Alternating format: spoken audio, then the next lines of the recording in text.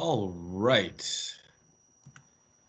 Good afternoon, everyone. I'm pretty sure everyone should be able to hear and see me. I'm going to go ahead and get started. Everyone should indeed have seen a bar running along the top of their um, Teams browser. I am indeed recording this session. This, like all of my other classes, will be uploaded to a YouTube channel where you guys can access them for review. They will also be sent to you in a recap, as noted in this slide, which will include a link to a brief survey that I hope you guys fill out, which will help my superiors know how I'm doing. For those that do not know me, my name is Anuj. I am the field marketing specialist here in Santa Cruz and Monterey County. And today is a brief little session to talk about how you can get the most out of the Clients for Life program, especially during this COVID-19 era in which, a lot of the warm marketing is kind of becoming more important now than ever to make sure you're staying top of mind, especially for those people that are in between transactions in that long 3 to 5 year window where they may not be thinking about making any big purchases. So without further ado, let's go ahead and dive into what I will be talking about today. We will obviously be starting on CB Desk, where all of our applications and tools live. The Clients for Life program lives within Prospect Square. Now, I don't have an agent's account because I am not an agent. So one of my agents at Qantas was kind enough to let me use his account as a sample. And this is what we are going to go over today. I'm going to zoom in a little bit just to make sure that this is nice and easy to see. What we are talking about here is Prospect Square, and like I said, specifically a subsection of that program that lives within it called Clients for Life. Clients for Life in the elevator pitch is basically a warm contact program that allows you to stay in touch with your clients and sphere, as well as a projected new audience on a monthly basis with warm contact ideas. What are warm contact? Well, it's anything that's not a cold contact. It's anything that is non-sales or business related. Things that are lifestyle oriented, community oriented, whatever the case may be, to help keep you in the forefront of your client's mind, at least, as I mentioned, once a month.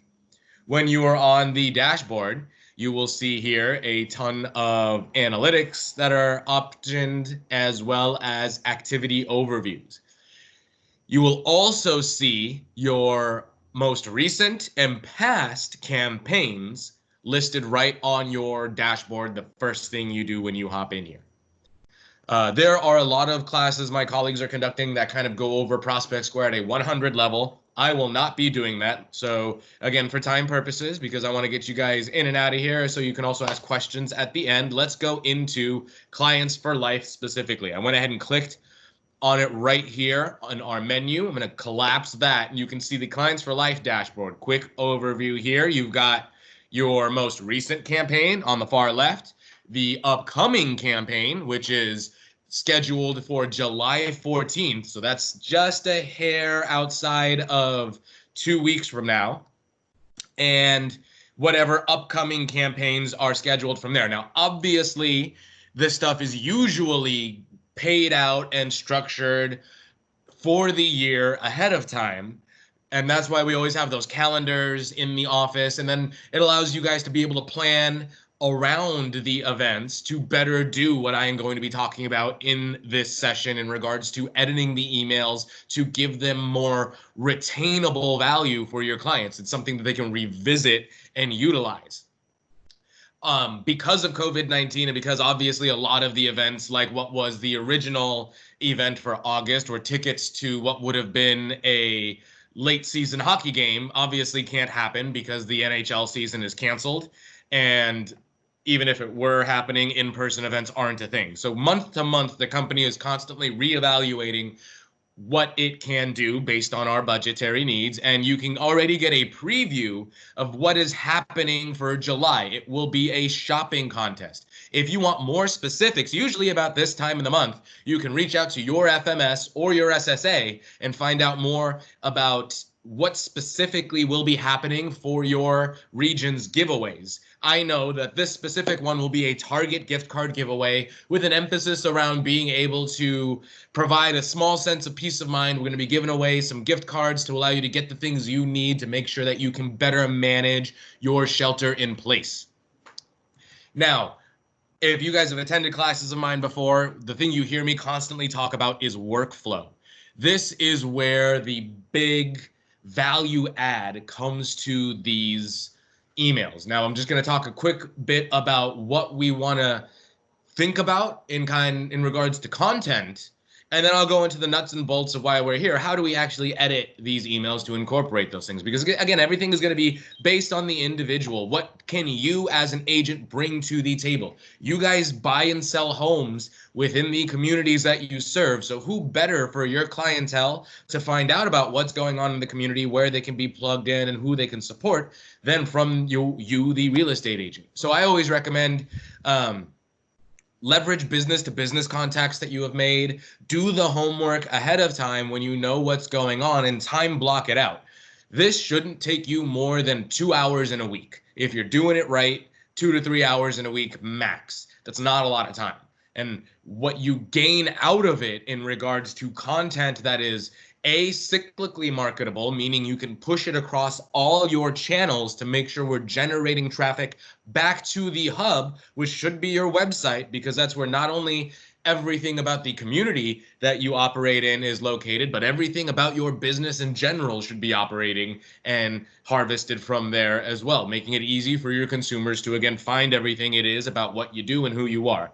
But also, you've got content that can, like I've said before, become revisitable. If you're just sending out what is here, that is great. It is a place to get started from, but it will not excel or give you the kind of success that my most successful agents are having with this, unless you put in a little bit of the extra effort like they are. For example, let's say, again, we're talking about gift cards. There's a great program in my community called Write Out the Wave. I could share a link to this to talk about how we can help support local businesses in our community. We can also add video to these emails to make sure that we have a personalized message. Statistically speaking, with the agents that I've worked with on this, they've been able to see a hard measurable statistic in the analytics. Each of your campaigns, sidebar, comes with analytics, hugely detailed numbers. You can look at open rates, click-through rates, how many people opened the email, and what can you do to help increase that number is where people like me and your SSAs come in. But first, you've got to be doing something so we can gauge what's going on.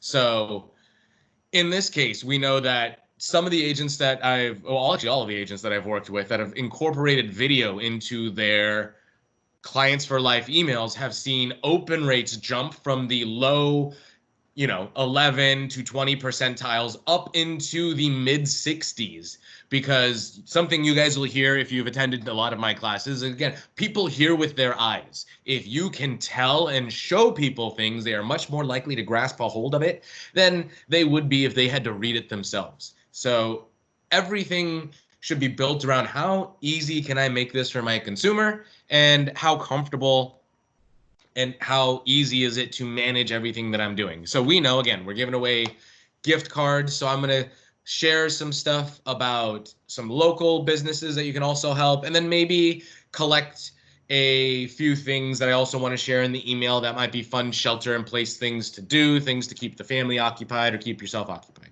Again, to make the email revisitable. For any campaign that you have, you will see these 3 dots that will open up to, when the campaign is ready to be edited, you will see edit campaign. So for example, for July, the campaign hasn't been finished yet. June hasn't ended yet. And you usually, and by usually, I mean, 99% of the time, will be able to edit the campaign the first Thursday of the month. So that would be the 2nd, I believe. I think the 1st is a Wednesday. So on the 2nd, this opt-out button will turn into opt-out and edit. when you hit edit, sorry, that's the preview. I am going to just use this supplemental campaign because, again, this isn't my account and the new campaign isn't ready. We're going to hit resend campaign, which is going to bring us to the window in which you can edit the message going out. This is what you're going to see when you hit edit. You've got the subject for the email. Again, put something here that you think is going to grab your audience's attention.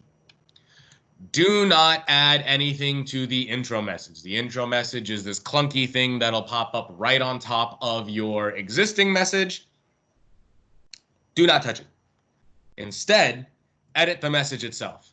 You click edit and you will open up into this awesome editing bay that will have the campaign you are looking at and give you the space to work in it, just like you would edit the InTouch emails that are able to send out through the InTouch system for your consumers, or these are really similar to like how MailChimp works or any kind of HTML-based email platform. Now that we are in here, we can go ahead and make plays with what we want. The control bar up here will show you a ton of various things. All the way from the source code, which is, you know, a whole monkey of barrels we're not going to get into. But you've got things like paste from as plain text, copying and pasting from Word. So if you're writing a pre-written set of paragraphs to go in coordinates with this or in replace of, and you write it in Microsoft Word, you want to paste using this tool because it's going to allow you, and as you say, it just wants you to hit Control V based on the browser I'm in, because that way it'll make sure the formatting that you used in Microsoft Word is retained. You've got a spell check that you can enable. There's all kinds of text fields that you can add. You can add flash items. You can insert special characters. You can add video, which is what I talked about, and we will do in just a moment. You can add images, which is what I will also do with you in just a moment, because those are the two easiest things to get through. And then you've got a ton of text editing options: bold, strike-throughs, superscripts. You can copy formatting to, you know, just like you would in Microsoft Word, to make sure you don't have to do things manually. You can change the indents. You can create new paragraphs. If you've got additional languages built in, you can do that. You can link to items.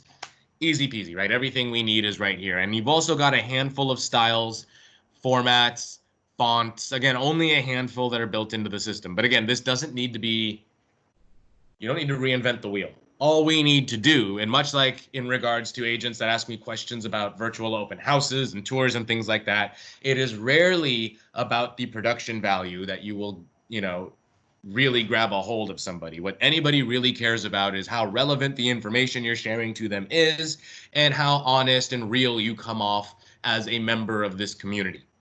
Again, video and being able to add onto these and create some kind of a local aspect on top of it is what will really help. So let's say I went ahead and shot a video and I've uploaded it to my YouTube channel. I've got a whole other class about YouTube channels and videos, so I'm not going to dive into all of those kind of separate things here. But let's say, again, using our upcoming campaign as an example, I know that there's a Target gift card giveaway, and I'm going to shoot a video talking about that. Plus, a great idea is, let's say you want to also boost some of your local businesses. So I don't just have to share this link. I, as a member of my community, could buy a couple of gift cards and also talk about giving away, you know, a gift card to Tico's Tacos and a gift card to Ike's Love and Sandwiches and a gift card to Santa Fe Taqueria.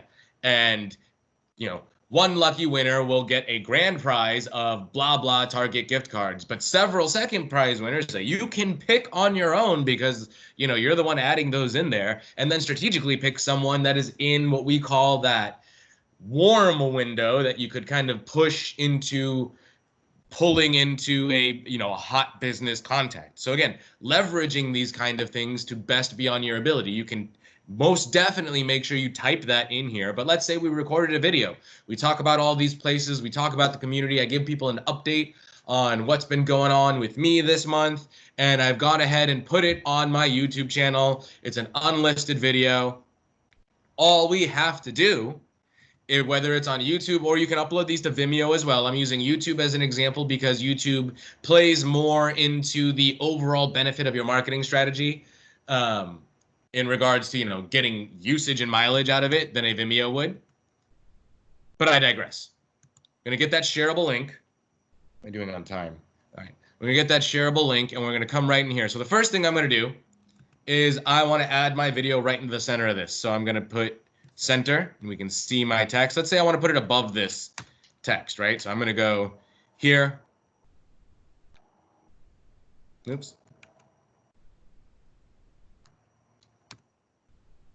Back up here. And we're going to center. And all I have to do now is click embed YouTube video. Actually, this is only going to work for YouTube. I apologize. The Vimeo option is an option for InTouch. Here, it's just YouTube. And now you can embed the play code or make it easier on yourself. Drop that share link right here. And here's the big thing you want to do. Make it responsive. That means the height and width will adjust for whatever device your consumer is opening it on.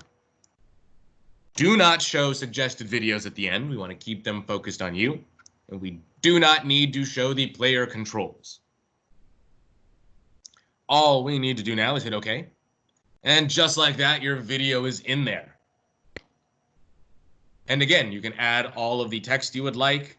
Let's say I want to add an image, and I'm going to also put in, second prize winner will receive a $25 gift card to Tico's Tacos. And I want to put in a picture of Tico's Tacos. All you got to do is hit the add image button. Now, I unfortunately did not prepare with a photo of Tico's, but I do have a picture of the Taj Mahal on my computer. So I'm going to go ahead and grab that.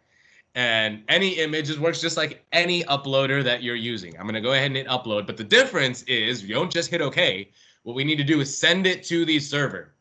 That will bring you back to that first tab where you can see the image. Now, this image is huge. I can see that right here. So I'm going to make it a little bit smaller. I'm going to make it 640.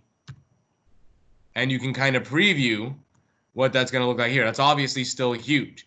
Now, it's going to automatically adjust the height when I change the width because I've got this lock ratio on. Keep that lock ratio on. Otherwise, height and width will adjust independently and you'll end up with a photo that looks weird.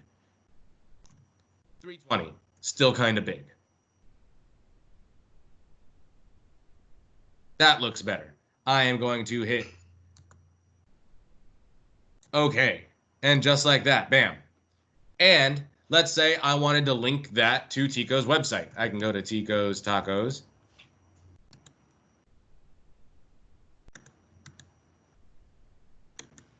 Copy this. We go right here to our image. I click on my image and we hit link. All you have to do, don't have to worry about anything else, just put the link right there, hit OK, and you are live. You can also do that with text by highlighting the text you want, hitting link, pasting it right there, and just like that, it is a clickable link as well. Again, if we wanted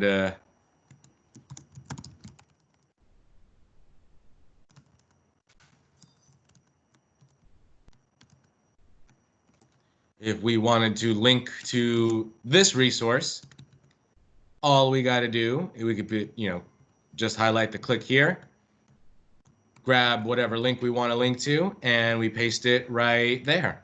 Again, the real big thing I'm getting at this, as you can see, is fairly easy to get in here and manage what you want to do. The important thing is have already prepared what you're going to share this month. It is literally the same thing I talk about when I talk about customizing InTouch blasts to be useful for your consumer in the grand scheme of things, something that they can revisit, something that has value, something that shows that you are paying attention to what they are looking at and can be a benefit beyond just talking school borders and appliances, but you indeed live in these communities, you support businesses in these communities, and you have something to say and offer them, again, beyond those basic real estate discussions.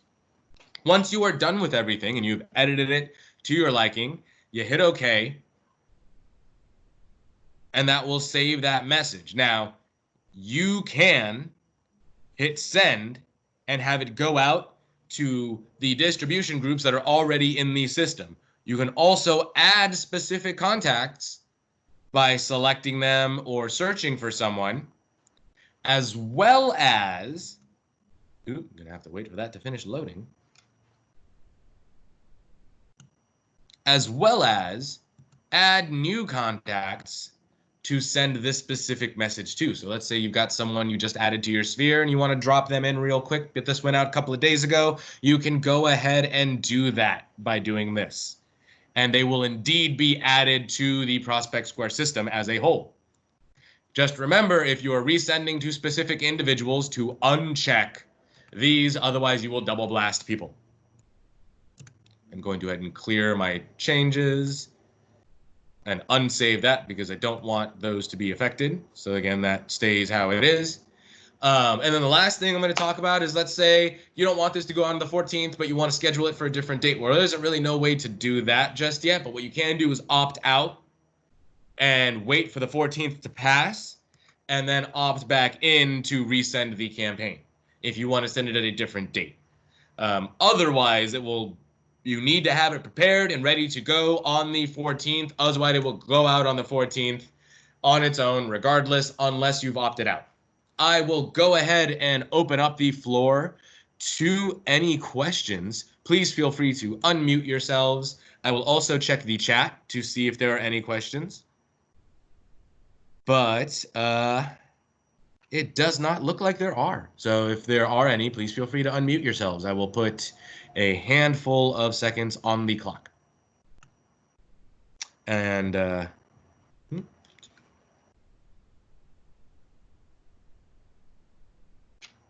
thank you for setting aside, hopefully the slide is coming up. Thank you for setting aside some time to attend my workshop today. I will, as always, send a recap with the recording of this class in a lovely email that you guys can access. If you've got any questions, as always, reach out to your SSAs or your FMSs, or you can reach out to me. I would appreciate anybody that has any time to fill out the survey to provide any feedback. Those are always greatly appreciated. I don't see them, but they go directly to my superiors. And they let me know if anything good or bad has happened. I don't think we've got any questions. So thank you all for attending. I hope this was valuable, and have a great rest of your week. I will see you all later.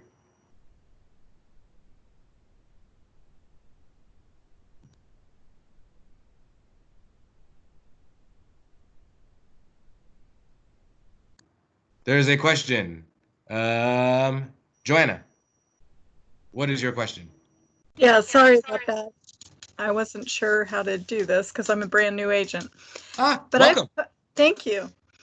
I have a question about, I went into this system and it says something about it's already scheduled, or it had already sent out in June, but I don't think I had it linked up. Did I have to do something to link it to send it out? The system is automated to send out to anybody that is in the primary sphere group of Prospect Square. The system will send out the email irregardless of what's happening because it's a timed system.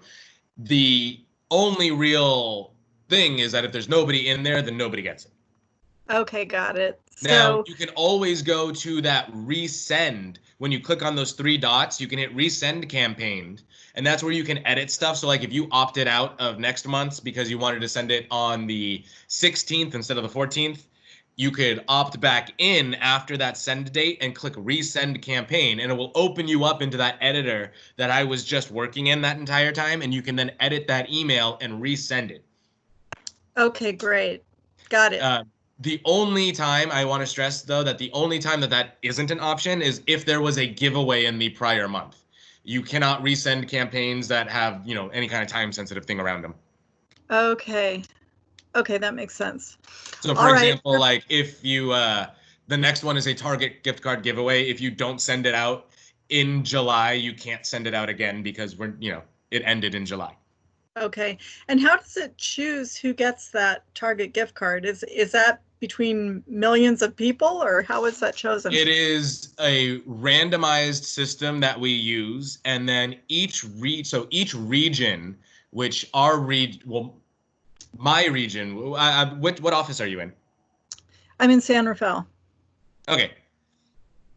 So you're in a different region from me, which is good for this example. My region would cover me basically down all, so my furthest office is Carmel, all the way up through I believe San Francisco gets one grand prize winner. And then each office gets two, depending on the prize, gets 1 to 3 second or third prize winners. So there's always a grand prize, which is like a couple of thousand, which will go to one person in the region, but then every office will have a winner of anywhere from $200 to $500. Okay. So every office has 2 to 3 winners at some level, and then the big thing that I talk about in regards to, like, you know, leveraging business to business contacts and other things like that and putting them into these emails, again, plants that seed to other consumers that you are indeed a community figure, and you can then pick a winner of your own choosing. You know, nobody has to know that that's what's happening on the back end. You can say, hey, nobody does won that grand prize, but I do have a winner of this $25 gift card going to blah blah blah. And that still creates the same level of like FOMO and excitement and all that good stuff that this program does generate for those winners, still for you in your own sphere, even though it's a smaller prize. And then the one time, you know, in a handful of times, if you win and get one of those bigger ones, it gets to escalate and become a bigger thing from there. Okay.